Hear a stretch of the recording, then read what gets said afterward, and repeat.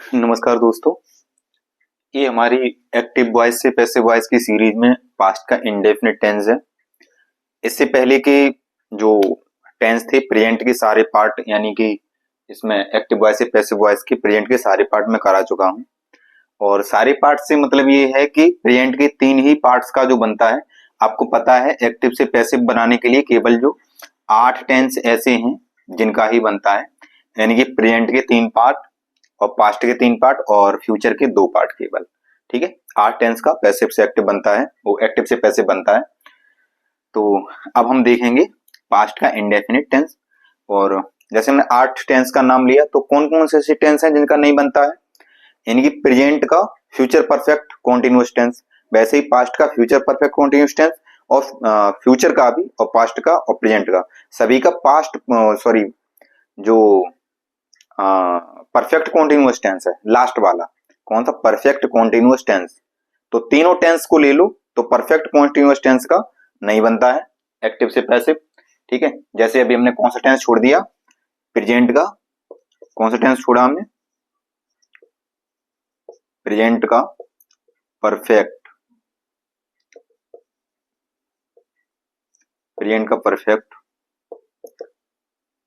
Continuous tense, present का perfect continuous tense. ठीक है, ऐसे ही पास्ट का छोड़ोगे, ऐसे ही फ्यूचर का छोड़ोगे। ठीक, और एक और आ जाएगा फ्यूचर का, कौन सा, कॉन्टिन्यूअस टेंस। ठीक है, फ्यूचर का कॉन्टिन्यूअस टेंस और आ जाएगा। तो ये 4 टेंस जो हैं इनका जो है एक्टिव से पैसिव नहीं बनता है। तो चलिए अब हम देखते हैं पास्ट का इंडेफिनिट टेंस। समय को ना बर्बाद करते हुए, तो वही चीज फिर से, एक्टिव वॉइस से पैसिव वॉइस में बदलने के नियम। ठीक है, तो देखते हैं क्या क्या नियम है इनके। वही पहला नियम क्या है, जो सभी में थे वो इसमें भी है। सर्वप्रथम, देखो ये चीज आपको इतनी आसान लग रही होगी कि सारी चीजें वैसी की वैसी हैं। अगर है वैसी की वैसी तो बड़ी अच्छी बात है। इसका मतलब अगर आसान लग रही है, इसका मतलब ये है कि हमारी समझ में पूरा पूरा आ रहा है, ये बहुत अच्छी बात है। और दूसरी चीज सुनो, आप अगर हाई स्कूल के लिए पढ़ रहे हो तो ये चीज आपको 2 नंबर दे के जाएगी निश्चित 100%। और उसके बाद में अगर आप कहीं कॉम्पिटिटिव एग्जाम की तैयारी कर रहे हो तो वहां पे 2 से 3 नंबर भी दे सकती है, 1 नंबर में भी आ सकता है। ठीक है, तो ये चीज जो है आसान भले ही है लेकिन हमें नंबर दे के जाएगी। और हो सकता है कि आसान आपको इसलिए लग रही हो कि मैं इतनी आसान तरीके से पढ़ा रहा हूं। ठीक है, हालांकि मैं अभी 2 चीजों को छोड़कर इसमें चल रहा हूं। वो 2 चीज ये हैं कि हम जो टेंस अभी लेके चल रहे हैं आपको सिंपल सेंटेंस लेके चल रहे, और हमने आपको क्या बताए, इंटेरोगेटिव बताए। ठीक, इंटेरोगेटिव बाद में नेगेटिव बताए। हमने आपको अभी ऑप्टेटिव, ठीक है, तो ऑप्टेटिव नहीं बताए, और आपको हमने इम्परेटिव नहीं बताए। तो ये 2 तरीके के जो सेंटेंस आपको बाद हम बताएंगे, पहले ये टेंस खत्म कर लेते हैं उसके बाद। ठीक है, तो चलिए देखते हैं इसको। वही हमारे नियम, सर्वप्रथम कर्म को कर्ता बनाओ। सर्वप्रथम क्या करें, कर्म को कर्ता बनाएंगे। दूसरा नियम, इस नए कर्ता के अनुसार, इस नए कर्ता के अनुसार आगे वाले टेंस की सहायक क्रिया लगाओ, सहायक क्रिया लगाओ।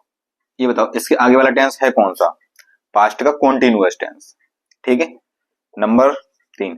और पास्ट कॉन्टिन्यूअस टेंस की हेल्पिंग वर्ब क्या होती हैं, वॉज और वर, पता ही होगा आपको। तो नंबर 3 है हमारा मुख्य क्रिया, यानी कि मेन वर्ब। मुख्य क्रिया की थर्ड फॉर्म, लगाओ, मुख्य क्रिया क्या लगाओगे, थर्ड फॉर्म लगाओगे। और चौथा नियम वही कि कर्ता को कर्म बनाओ, कर्ता को कर्म बनाओ, इससे पहले बाई लगाओ, इससे पहले बाई लगाओ। ठीक है, ये 4 नियम थे जो कि इसके भी हैं वही नियम। अब चलिए हम कुछ देखते हैं इसके टेंस। ठीक, जैसे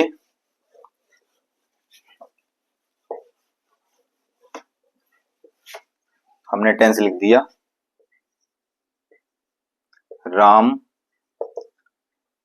went to Kanpur, Ram went to Kanpur, Ram Kanpur जाता था। ठीक है, या राम कानपुर गया, दोनों ही चीजें कह सकते हो। तो सबसे पहले क्या बनाएंगे, कानपुर को हम क्या बनाएंगे, अपना सब्जेक्ट बनाएंगे कानपुर। और कानपुर कैसा होता है, अकेला। कानपुर वॉज, और मुख्य क्रिया की थर्ड फॉर्म, तो वेंट की थर्ड फॉर्म क्या होगी जाके, गॉन, क्योंकि ये एक्चुअली किसकी है, सेकंड फॉर्म गो की, तो गो की थर्ड फॉर्म क्या होगी, गॉन। कानपुर वॉज गॉन, और किसके द्वारा जाया जाता है, बाई राम। हम इसकी आपको हिंदी पहले ही बता चुके थे।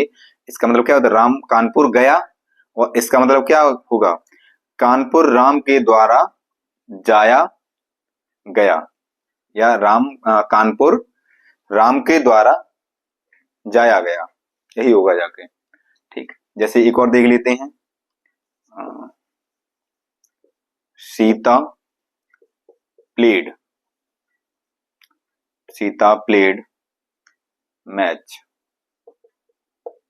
तो क्या हो जाएगा, मैच वॉज प्लेड। ठीक है, प्ले की सेकंड फॉर्म थर्ड फॉर्म दोनों में प्लेड ही होती हैं। मैच वॉज प्लेड और बाई सीता। ठीक, एक नेगेटिव देख लेते हैं, जैसे दे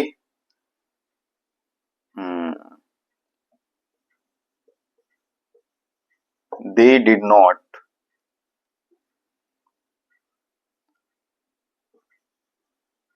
they did not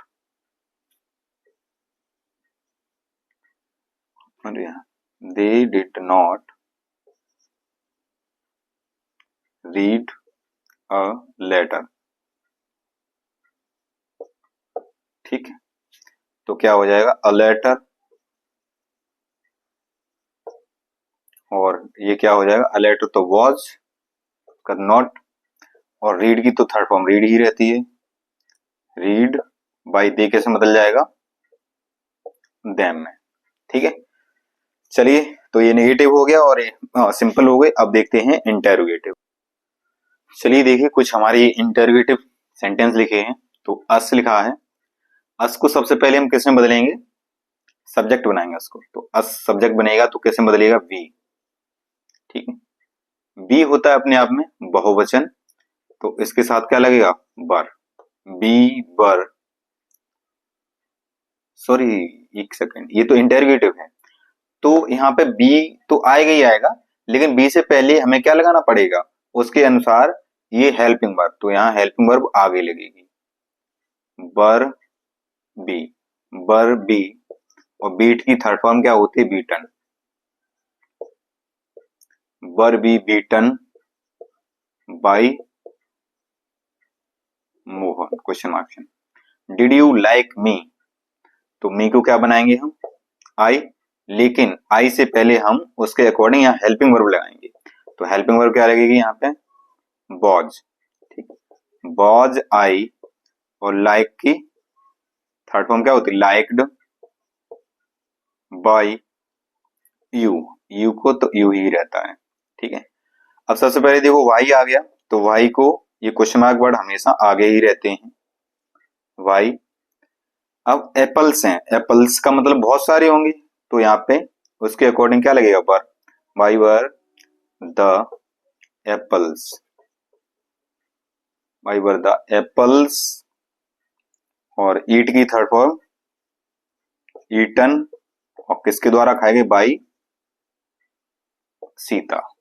ठीक है, तो ये इस तरह से ये हमारा पास्ट का इंडेफिनिट टेंस खत्म हुआ। और ये छोटी छोटी ही वीडियो आपको काम आएंगी, बहुत ज्यादा मजेदार होंगी। ठीक है, तो मैं सोचता हूँ कि जल्दी से जल्दी खत्म किए जाएं और उसके बाद में फिर हमारे जो डायरेक्ट से इनडायरेक्ट नरेशन जो है नरेशन पढ़ाते हैं। ठीक है, तो आज के लिए इतना ही। Thank you.